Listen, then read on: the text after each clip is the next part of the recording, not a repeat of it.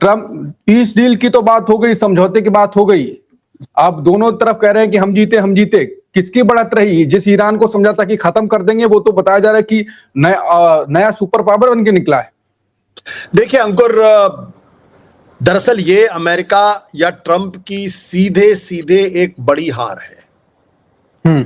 इससे अलग कोई शब्द कहे नहीं जा सकते।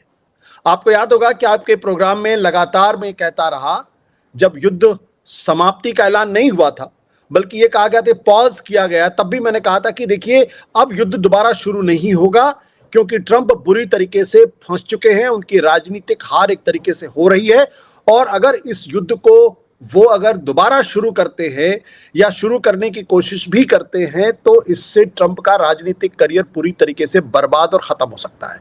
रिपब्लिकन पार्टी की जो पॉलिटिक्स है वो खत्म हो सकती है। इसलिए जो एक बार पॉज हो गया, अब वो परमानेंट पॉज के तौर पर रहेगा। बीच बीच में उसमें रहकर थोड़े बहुत स्क्रमिसेस होते रहेंगे, थोड़ी बहुत छेड़खानियां होती रहेंगी, एक दूसरे के ऊपर थोड़े बहुत गोलेबारी चलते रहे होंगे, गोलीबारी चलती रही होगी। ये मैंने स्पष्ट तौर पे कहा था। हाँ। और तब शायद बहुत सारे लोगों को मेरी बात सही नहीं लगी होगी, तो कुछ लोग आप शुरुआत से आशुतोष जी यही बात कह रहे हैं, और जो आपने बात कही लगभग वही सब होता भी रहा। और मैं ये भी कहता रहा कि ट्रंप की सनक में एक अनुशासन है। हाँ बिल्कुल, क्योंकि जो आदमी इस शीर्ष तक पहुंचता है वो आदमी इतना सनकी नहीं होता जितना हम समझते हैं। उसमें कहीं ना कहीं उसकी सनक में एक अनुशासन था, और ट्रंप इस बात को समझ गए। फंसने के बाद वो समझ गए कि अब इस युद्ध से हमें बाहर निकलना पड़ेगा, नहीं तो हमारी राजनीति और इतिहास में माफ नहीं करेगा। इसलिए अब जिस का ऐलान किया गया है, जिसको आप सीज फायर कह लीजिए, जिसको आप अगले 60 दिनों का एक जिसे कहते हैं कि एक्सटेंशन डील है। हकीकत क्या है? हकीकत यह कि ये शांति वार्ता अब अपने अंतिम पड़ाव तक पहुंच गई है। और इस शांति वार्ता की जो सबसे बड़ी खबर है वो ये कि एक तरफ ईरान इस बात के लिए तैयार हो गया है कि स्ट्रेट ऑफ हार्मुज को वो खुला छोड़ेगा, अमेरिका अपना ब्लॉकेड हटाएगा। शुक्रवार को स्विट्जरलैंड के जेनेवा में एक शांति वार्ता पर सिग्नेचर किए जाएंगे, और इजराइल फिलहाल वो दोबारा लेबनान के दक्षिण लेबनान पे या बेरूत पर हमला नहीं करेगा। साथ ही साथ ट्रंप भी या अमेरिका भी अब ईरान पर हमला नहीं करेंगे। लेकिन आप ये सोचिए कि कितने डेस्परेट हैं ट्रंप इस शांति वार्ता को कंक्लूड करने के लिए, कि अभी तक न्यूक्लियर के मसले पर कोई फैसला हुआ है इस बात की कोई जानकारी नहीं है। और जिसलिए हमला किया था, हाँ, मैंने पूरा न्यूयॉर्क टाइम्स खंगाल डाला, पूरा पढ़ डाला, समझने की कोशिश की कि दरअसल क्या न्यूक्लियर पर किसी तरीके की कोई सहमति बनी है। तो कम से कम अभी जब मैं आपसे बातचीत कर रहा हूं उस वक्त तक कोई खुलासा नहीं हुआ है। और अगर ये खुलासा नहीं हुआ है तो फिर अमेरिका और इजराइल ने ईरान पर हमला क्यों किया था, यह सवाल अनुत्तरित है। और इसी अनुत्तरित सवाल से ट्रंप की मजबूरी, उनकी हार, उनकी हताशा, उनकी खींच निकलती है कि वो एक एग्जिट रूट की तलाश में थे। अब उनको एग्जिट रूट मिलता हुआ दिखाई पड़ रहा है, और वो एग्जिट रूट दरअसल ईरान की शर्तों पर है। तो इसलिए अब ये जो स्थिति पैदा हुई, आपको याद होगा कि 2 बार इजराइल ने इस पूरी शांति वार्ता को सबोटाज करने की कोशिश की।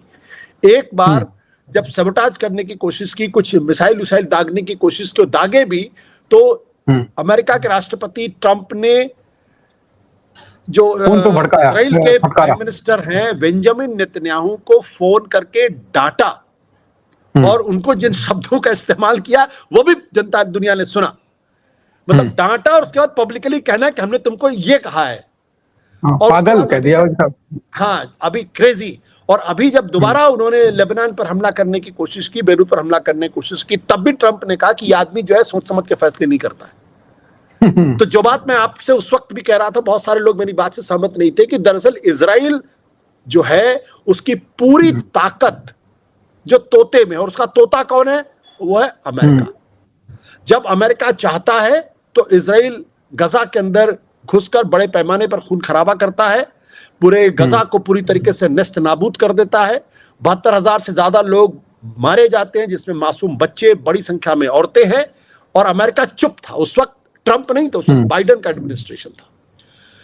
लेकिन जब अमेरिका को यह लगा कि ईरान पर अगर ये दोबारा युद्ध भड़क गया तो उसकी राजनीति खत्म हो सकती है, उसका एम्पायर कोलैप्स कर सकता है, तब जब नेतन्याहू ने युद्ध शुरू करने की कोशिश की, तब ट्रंप ने फोन करके उसको बुरी तरीके से, अगर मैं ठेठ हिंदी शब्द का इस्तेमाल करूं तो जबरदस्त तरीके से गलियाया है उसको।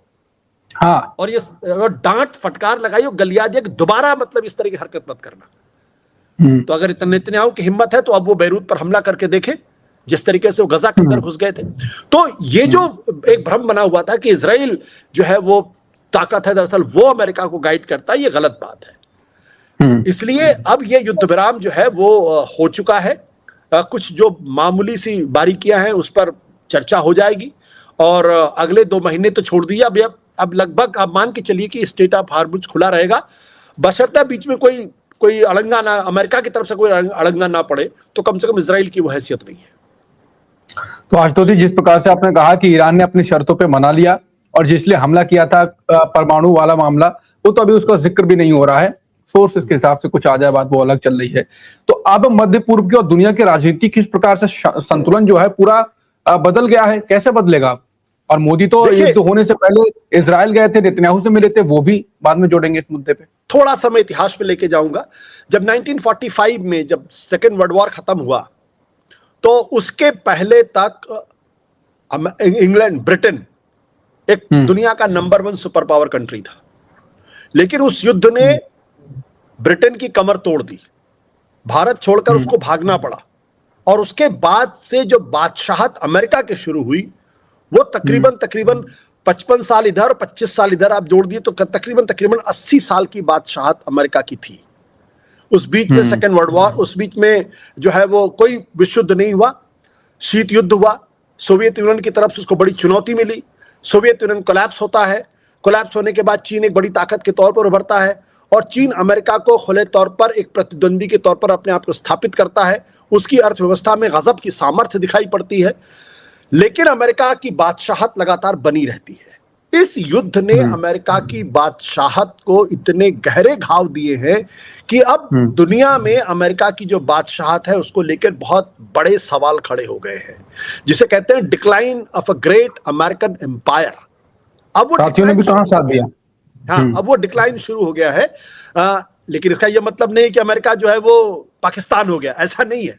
वो तो अमेरिका अभी भी $30 ट्रिलियन की इकोनॉमी है। दुनिया के सारे बड़े बड़े जो साइंटिफिक इन्वेंशंस हो रहे हैं, या जो इनोवेशंस हो रहे हैं, जो टेक्नोलॉजी में बड़े बड़े परिष्कार हो रहे हैं, चाहे आर्टिफिशियल इंटेलिजेंस हो, चाहे वो इलेक्ट्रिक व्हीकल हो, सेमीकंडक्टर के मामले में हो, फेसबुक है या फिर ट्विटर है, या फिर और तमाम तरीके की जो टेक्नोलॉजीज आ रही हैं, वो सब अमेरिका के अंदर हो रहा है। तो लेकिन अमेरिका की बादशाहत अब नीचे जाती हुई दिखाई पड़ रही है, और चीन एक बहुत तेजी के साथ उभरता हुआ भविष्य का नंबर 1 देश बनने की दिशा में है। तो एक चीज हुआ है, अमेरिका की बादशाहत को बहुत गहरे चोट लगे। दूसरा, इजराइल की जो तूती बोला करती थी, इजराइल से लोग डरा करते थे, अब इजराइल की जो क्षेत्रीय एक सुपर पावर की हैसियत थी, उसको बहुत गहरे चोट लग गए हैं। और अब वो पूरी तरीके से एक्सपोज हो गया है, दरअसल पूरी तरीके से एक्सपोज हो गया है कि उसकी पूरी राजनीति, उसका पूरी विश्व की पॉलिटिक्स वो अमेरिका के भरोसे चलती है। जब अमेरिका उसको डांटता है तो चुपचाप बैठ जाता है, कमजोर या एक कायर कबूतर की तरीके से, और फिर कुछ नहीं करता। फिर थोड़ी बहुत खुराफात करने को फिर डांट खाता है, फिर चुप हो जाता है, फिर डांट खाता है, फिर चुप हो जाता है। तो ये अब इजराइल की ताकत एक तरीके से रह गई है। इस लड़ाई में जो तीसरी बड़ी जो मिडिल ईस्ट की जो कंट्रीज थे, जो अपने आप दुनिया के नक्शे पर एक इकोनॉमी के तौर पर इमर्ज कर रहे थे, चाहे वो यूएई हो, सऊदी अरेबिया हो, अपने आप को बदल रहे थे पूरी तरीके से, ओमान हो, इन सब का भी जो दबदबा है वो धीरे धीरे कम हुआ है। एक ऐसे देश की उनकी छवि बन गई कि जो अपनी रक्षा नहीं कर सकते, और अमेरिका भी उनकी रक्षा नहीं कर सकता। ये भी इस बात को तय हो गया। तो तीसरा नुकसान तो ये हुआ कि मिडिल ईस्ट के अंदर अब जो ये छोटे देश थे, मुस्लिम कंट्रीज थे, उनकी भी कमजोरी खुलकर सामने आ गई। चौथा, इसमें जो सबसे बड़ा फायदे का सौदा रहा है वह ईरान का सौदा रहा है। ईरान ने ये दुनिया को साबित कर दिया कि अगर आपके अंदर अगर लड़ने का मादा है, अगर आप वाकई में जिगरा है, जीवटपन है, और आप मरने से डरते नहीं हैं, तो आप अमेरिका की ताकत के सामने आप झुकने के लिए मजबूर नहीं हो सकते। आप अमेरिका को तुर्की ब तुर्की जवाब दे सकते हैं, उनके सामने घाव खाने के बावजूद भी आप खड़े रह सकते हैं। और ये दुनिया के तमाम देशों के लिए एक बड़ा संदेश है कि अमेरिका से डरने की जरूरत नहीं है, अमेरिका से लड़ने की जरूरत है और प्लानिंग बनाने की भी। हाँ, इस संदर्भ में अगर आप देखेंगे कि अगर आपने रणनीति सही बनाई है, सही जगह पर अगर आप हमला कर रहे हैं, हाँ। तो फिर आप अमेरिका से लड़ सकते हैं और सरवाइव कर सकते हैं और एक बेहतर पावर के तौर पर इमर्ज कर सकते हैं। तो इस पूरे युद्ध में अमेरिका की फजीहत हुई है, इजराइल की फजीहत हुई है, जो मिडिल ईस्ट के बाकी मुस्लिम देश हैं उनकी फजीहत हुई है, लेकिन ईरान इसमें एक बड़ी ताकत, एक बड़ी शख्सियत के तौर पर उभरा है। ऐसा नहीं कि वो इकोनॉमिकली बहुत पावरफुल हो गया है, लेकिन उसका सम्मान दुनिया के अंदर बढ़ा है कि वो लड़ने वाला देश है, वो झुकने वाला और एक हथियार साबित हो गया हॉर्मुज, और फ्यूचर में भी एक रहेगी दम उसकी वो। इसके अलावा जो एक चीज और स्पष्ट हुई है कि अगर आपको अमेरिका जैसे या किसी दुनिया के बड़े सुपर पावर से लड़ना है, तो उसके लिए आपको बहुत बड़े बड़े हथियारों की जरूरत नहीं है। सही रणनीति और जो आपके पास छोटे छोटे हथियार है उनका सही इस्तेमाल। जैसे अमेरिका की जो मिसाइल को साधने की जो टेक्निक है, उसको आप ड्रोन से आप उसको हैंडल कर सकते हैं। यानी ये जो पूरा एसिमेट्रिक वॉरफेयर थी, जो जिसे कहते हैं एसिमेट्रिक वॉरफेयर, एक तरफ अमेरिका की माइट थी, अरबों खरबों डॉलर था, टेक्नोलॉजी थी, मिसाइल सिस्टम था, इजराइल का आयरन डोम था, और दूसरी तरफ कुछ लोगों की एक आर्मी, छोटी बहुत आर्मी थी जिसके पास ड्रोन था, जिसके पास पिन पॉइंटेड इंफॉर्मेशंस थी कि अगर आप इस ड्रोन को यहां पे अगर गिरा सके तो आप इनका भयंकर नुकसान कर सकते हैं। आप अगर अमेरिका से नहीं लड़ सकते तो अमेरिका के जो पिछलग्गू देश हैं उनको आप नुकसान करके अमेरिका की जो बादशाहत उसको खत्म कर सकते हैं। ये जो एसिमेट्रिक वॉरफेयर में या ग्लोबल वॉरफेयर में जो एक तरीके से गुरिल्ला राजनीति जो आई है या गुरिल्ला वॉरफेयर आया है, जिसका कुछ अंदाजा पहले भी लोगों ने देखा है। अफगानिस्तान में भी इसका अंदाजा लोगों ने देखा है। वियतनाम तो इसका एक बहुत बड़ा उदाहरण है कि वियतनाम में अमेरिका की तमाम ताकत के बावजूद भी वो वियतनाम को जीत नहीं पाया। लेकिन यहां भी बिल्कुल उसी तरीके की बात हुई है कि बड़े बड़े हथियार आपके साथ हो, लेकिन अगर आपके पास लड़ने का मादा है, अगर आपके पास सही रणनीति है और आप अपने हथियारों का सही इस्तेमाल कर सकते हैं, तो फिर आप जो है अमेरिका की बादशाहत को या सुपर पावर को आप कमजोर कर सकते हैं, उनको हरा सकते हैं। तो मुझे लगता है ये उसका एक लब्बो लुबाब है।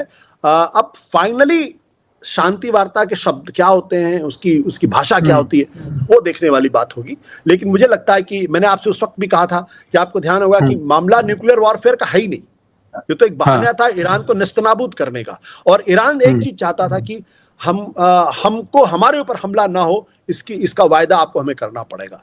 न्यूक्लियर डील पर तो 2015 में भी तैयार हो गया था, उस पर भी उसने संधि कर दी थी।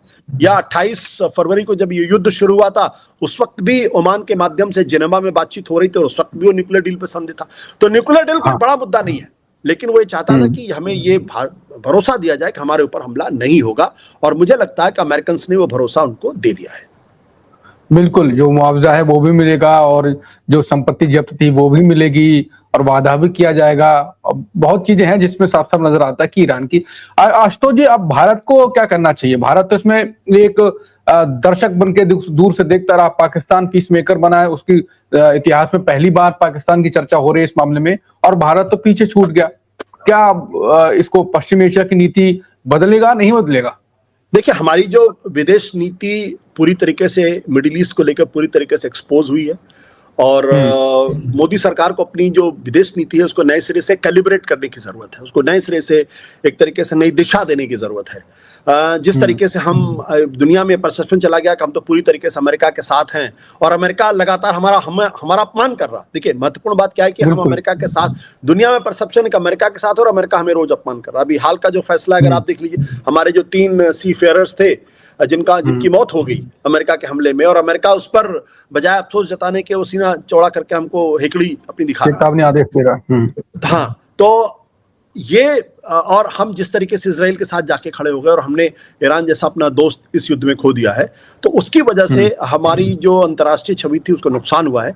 अंतर्राष्ट्रीय स्तर पर जो हम एक बड़े सुपर पावर, एक बड़ी आर्थिक पावर के तौर पर जो हमारा एक परसेप्शन बना था, और हमारी जो इंडिपेंडेंस थी फॉरेन पॉलिसी को लेके उसको नुकसान पहुंचा है। पाकिस्तान को जरूर फायदा हुआ है, क्योंकि पाकिस्तान अगर आप ध्यान से देखें तो वो कितना कामयाब हुआ ये इंपॉर्टेंट नहीं, इंपॉर्टेंट बात यह है कि ये दुनिया पर सबसे बड़ा संकट था जब सारे देश आर्थिक स्तर पर परेशान हो गए थे, तेल, ऑयल, एलपीजी गैस का क्राइसिस हो रहा था, सारे देश बिलबिला रहे थे, परेशान थे। उस वक्त पाकिस्तान ने अमेरिका और ईरान के बीच में संधि कराने की कोशिश की, शांति वार्ता कराने की कोशिश की, और ऐलान भी पहले किया, ट्रंप से पहले पोस्ट करके किया। बिल्कुल, तो वो काफी हद तक उसमें ये परसेप्शन बनाने में जरूर कामयाब रहा कि कम से कम उसकी भूमिका इस पूरे युद्ध के दौरान एक सकारात्मक भूमिका थी। और आज की तारीख में अगर आप देखेंगे तो अमेरिका उसके साथ है, चाइना उसके साथ है, रशिया उसके साथ है, और टर्की और बाकी मिडिल ईस्ट के देश भी एक तरीके से उनके साथ है। तो ये एक भारत की तुलना में अगर आप देखेंगे तो इसमें जरूर वो हम पर 20 पड़ा है। तो आशुतोष जी, रशिया और चाइना के भी समीकरण बदलेंगे, वो भी अपनी नीति बदलेंगे इस युद्ध के बाद? देखिए, रशिया और चाइना तो आज की तारीख में बहुत कट्टर दोस्त हैं, एक तरीके से बहुत अच्छे दोस्त हैं एक दूसरे के। हाँ। रूस, इस युद्ध ने क्या किया है कि जो रूस के ऊपर आरोप लगता था कि रूस एक हमलावर देश है, एक एग्रेसर है, अब अमेरिका कम से कम रूस के बारे में ये नहीं कह सकता, क्योंकि आपने भी बिना कुछ कहे, बिना किसी कारण के आप ईरान के ऊपर हमला किया था।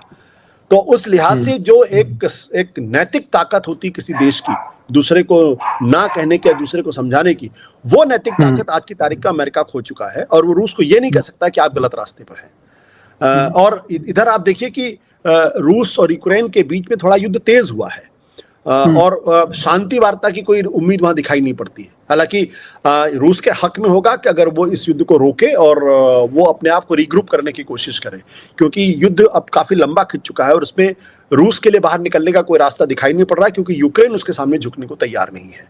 तो खत्म। और तीसरी बात क्या है, इसमें सबसे बड़े फायदे में चाइना रहा है।